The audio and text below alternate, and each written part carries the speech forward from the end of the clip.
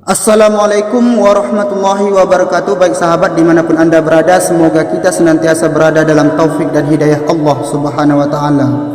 Amin ya rabbal alamin.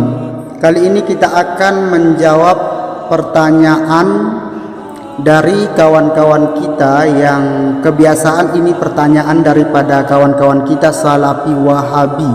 Banyak sekali pertanyaan-pertanyaan yang mereka anggap bahwasanya sama sekali kita tidak bisa membahasnya, dan banyak sekali statement yang mereka sampaikan bahwasanya seakan-akan amaliyah-amaliyah yang dijalankan umat Islam di Indonesia pada umumnya itu tidak berdasarkan Al-Quran dan hadis ataupun tidak ada landasannya. Nah, insya Allah kita akan membahas satu persatu teman-teman ya, dari berbagai pertanyaan kawan-kawan kita dari kalangan Salafi Wahabi. Nantinya kita akan coba mengkaji secara ilmiah, baik itu tahlilan, yasinan, dan maulidan dan lain sebagainya yang sering mereka lontarkan, seperti pada yang saya tampilkan tadi teman-teman ya.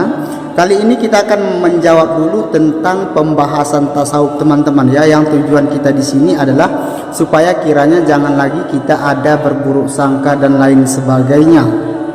Nah, kita kaji dulu tentang tasawuf teman-teman ya. Kapan Nabi mengajarkan tasawuf? Katanya tadi pertanyaan seperti itu. Nah, di sini kita akan membahas sedikit tentang tasawuf serta apa itu tasawuf dari segi kajian ilmiah teman-teman ya. Nah, sekarang kita bahas dulu dari segi kajian ilmiah. Tasawuf itu kan adalah suatu cabang ilmu yang mana cabang tersebut merupakan cabang dari ilmu agama. Karena yang namanya ilmu teman-teman itu secara kajian ilmiah ada pengelompokannya. Jangankan ilmu agama, ilmu pertanian saja ada pengelompokannya. Misalkan ada ilmu yang mempelajari tentang hama, ada yang mempelajari tentang tanamannya, ada yang mempelajari tentang penyakitnya dan lain sebagainya. Padahal itu semuanya dari ruang lingkup ilmu pertanian. Begitu juga dengan ilmu agama. Ilmu agama itu para ulama mengelompokkannya. Ada yang namanya ilmu fikih. Kebiasaannya ilmu fikih itu berbicara tentang hukum, berbicara tentang halal haram, berbicara tentang tata cara ibadah. Kemudian ada ilmu tauhid yang berbicara tentang mengenal ma'rifatullah, mengenal Allah dan lain sebagainya. Jangan sampai kita mensyirikkan Allah subhanahu wa ta'ala. Nah, begitu juga dengan ilmu tasawuf. Ilmu tasawuf ini adalah suatu pengelompokan ilmu yang dimana di dalamnya diajarkan tentang adab, tata krama, akhlak.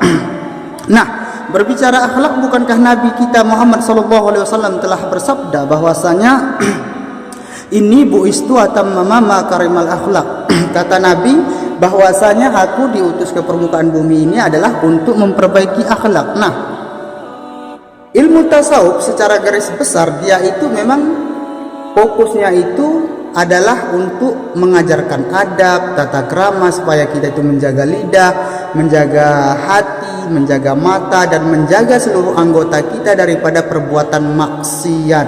Itu secara globalnya. Bukankah itu ajaran syariat? Jelas itu semua adalah ajaran syariat.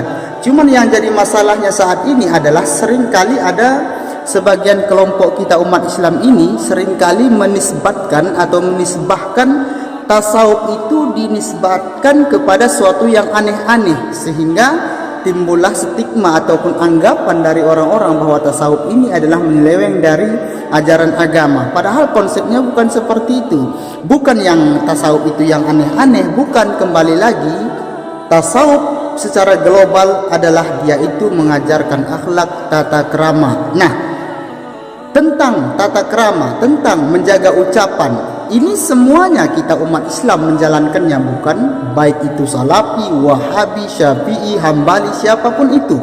Itu tentu kita itu dilarang untuk berkata kotor, dilarang untuk melihat perbuatan-perbuatan yang haram, melihat yang haram, melihat aurat, itu kan semua dilarang. Nah, dalam ajaran tasawuf itulah pokok ajaran utamanya, yaitu untuk kita menjaga seluruh anggota tubuh kita itu daripada perbuatan maksiat. Nah, sekarang kita akan bacakan dulu referensi daripada kitab yang memang ahli seorang sufi. Bagaimana dia mengatakan hakikat tasawuf itu? Apakah yang dikatakannya ini bertentangan dengan syariat atau bagaimana? Sekarang kita bacakan dulu ya, yaitu ulama yang bernama Ahmad, pengarang kitab Juhrul Islam, yang menerangkan bagaimana itu tasawuf. Wa asluha ay tariqati tasawuf al-inququ 'ala al-ibadati wal inqita' ila Allah wal i'radu an zuhrufid dunya wa zinatiha wa zuhdu fima yuqbilu 'alaihi jumhuru min lazzatin wa malin wa jahin wal infiradu 'anil khalqi fi khalwati lil ibadati. Kata beliau, asal pokok dari ajaran tasawuf itu adalah bertekun beribadah kepada Allah Subhanahu wa taala, menjauhkan diri dari kemewahan dan kemegahan duniawi, tidak suka pada harta dan tidak menginginkan sesuatu yang namanya dipuji-puji oleh orang dan lain sebagainya. Dan orang tasawuf itu mereka bersunyi-sunyi diri untuk melaksanakan beribadah kepada Allah. Artinya mereka pusatkan kehidupannya untuk beribadah kepada Allah Subhanahu wa taala. Ini kan sesuai dengan ketika kita membaca ketika salat kan, inna salati wa nusuki wa mahyaya wa mamati lillahi rabbil alamin. Sesungguhnya hidupku matiku hanya karena Allah Ta'ala. Jadi itulah prinsip-prinsip tasawuf ini teman-teman. Jadi menyangkut dengan kesimpulan pertanyaannya tadi, baru bisa kita simpulkan sejak kapan Nabi mengajarkan tasawuf. Ya, memang semenjak Nabi diutus menjadi Rasul Sallallahu Alaihi Wasallam. Artinya semenjak Nabi diangkat menjadi Rasul pada umur 40 tahun, tentu Nabi Muhammad sudah mulai mengajarkan akhlak. Bahkan Nabi Muhammad SAW sejak kecilnya sebelum diutus menjadi Rasul sudah menjalankan tasawuf. Dia tidak mau berebut makanan. Cobalah kita pelajari histori atau sejarahnya Nabi Muhammad SAW sebelum dia berumur 40 tahun. Sejak kecil dia sudah bertata krama. Lagi-lagi kesimpulannya tasawuf itu kan mencakup dengan adab akhlak supaya kita itu menjaga lidah, menjaga mata, supaya kita itu menjaga seluruh anggota tubuh kita supaya jangan sampai berbuat maksiat. Jadi semoga dengan kajian ini terjawab sudah ya, bahwasanya kapan ilmu tasawuf itu diajarkan. Nabi Muhammad SAW sejak kecil sudah menjalankan ilmu tasawuf. Wallahu a'lam bishawab. Semoga bisa bermanfaat dan menambah wawasan untuk kita semua. Lagi-lagi kita ingatkan, jangan pernah menisbatkan sesuatu yang aneh itu kepada tasawuf. Itu lain cerita. Bukan kita mengomentari ataupun menyalah-menyalahkan mereka. Mungkin mereka-mereka yang terkait dengan hal tersebut itu silahkan kita tanyakan kepada pelakunya.